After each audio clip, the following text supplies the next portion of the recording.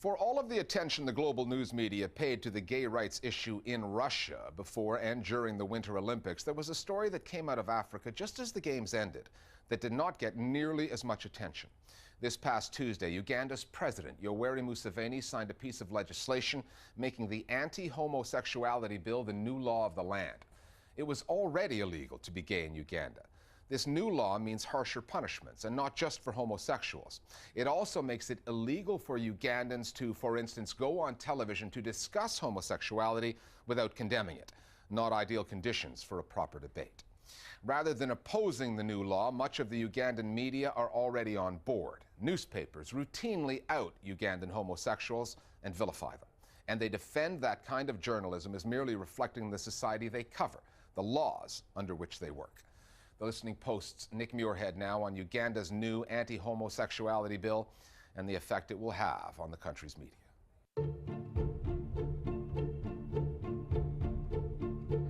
On Tuesday, the 25th of February, just one day after Uganda's anti-homosexuality bill is signed into law, Red Pepper, a Ugandan tabloid, reveals the identities of 200 alleged homosexuals on its front page. Such front pages are part of a media trend in the country. In April 2009, the Sunday Paper named what it calls the top homos in Uganda. And in October 2010, the Rolling Stone newspaper did the same thing, but with the caption, "Hang them." And in broadcast, it doesn't get better. Here are the kinds of opinions that make it to air. And for the European human rights view, sodomy is a human right. But for the African view, sodomy is a human vice. Cockroach is the most limited in brain creature, but never will you have hear or see a cockroach of a male sexual orientation jumping on a fellow male. This Ugandan press is not from us, it is from the same society that abhors this practice. It is from the same society that looks at homosexuals as people who are not normal human beings.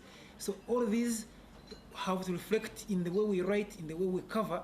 Just because this is, for lack of a better phrase, a homophobic society does not mean then that the media need to reflect hook, line and sinker what the society thinks, because even the majority can be wrong.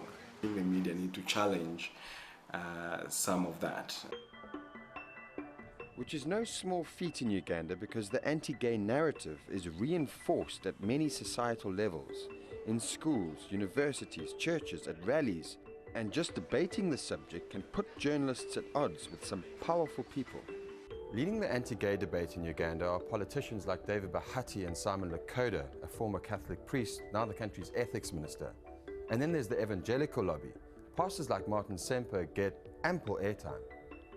There is one particular instance I recall when a lesbian was being interviewed on one of our TVs. Why are you gay? And Pastor Martin Semper stormed into the studio, illustrating how lesbians make love, how lesbians go about their relationships. And you would see that moderator was not at peace to try to control this pastor. Tells us that this is an evil. Because they come with respect in society, these people of authority. They played a very significant role in shaping the attitudes of people on homosexuality. I was a senior editor at the Daily Monitor in 2007, and that's when Pastor Martin Semper had a rally, and I had two young journalists cover the rally. And so he marched into the office and literally held me hostage for 2 hours of forced debate about the Monitor apparently promoting homosexuality, and the people you send to cover this story, we know them, they're lesbians. And if you're a young journalist, you might have to think again whether you want to go back if you're going to be condemned by name. And I think their names came out as people who are covering this issue. Exacerbating the chill over journalists attempting to cover this story is the hotly debated anti-homosexuality bill that has just been signed into law by President Museveni. Had the first draft of the bill passed, then Uganda would have joined company with southern Somalia, Sudan, northern Nigeria and Mauritania, all places where homosexual offences carry the death penalty. While that clause was dropped, another survived, making it illegal for Ugandans to promote homosexuality without condemning it as a lifestyle. The dilemma for Ugandan journalists now is, how is it even possible to have a debate about homosexuality when it is illegal to discuss it without condemning it? When it comes to promotion of homosexuality, of course, the media comes in because you cannot promote it unless you have a medium.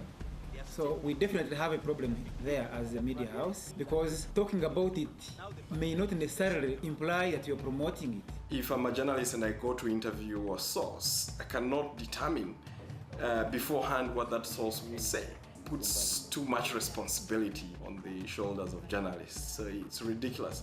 But also, how about just the conversations people have in bars, in taxis, things like that? How do you regulate that? Informing those discussions have been tabloid newspapers like Red Pepper. The paper made a name for itself with its salacious coverage of homosexuality, and its editor is uncompromising about his paper's editorial line.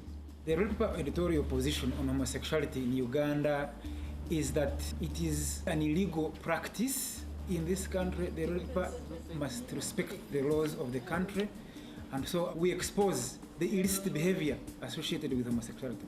What he portrays as civic duty mixes with the culture of tabloid journalism and the economics of the news business. Sex sells and taboos shift copies.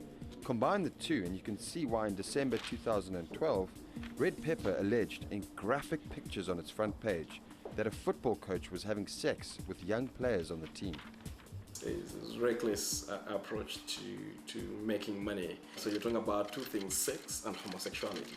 That's a combination is likely to sell. You're appealing to people's voyeuristic side, and that is going to attract attention, at least to your publication. We were not verifying homosexuality. We were saying there is, just like in heterosexuality, there is also rape and defilement in homosexual practice. These were underage young boys who were being defiled by a known homosexual. So that's the point we're trying to raise.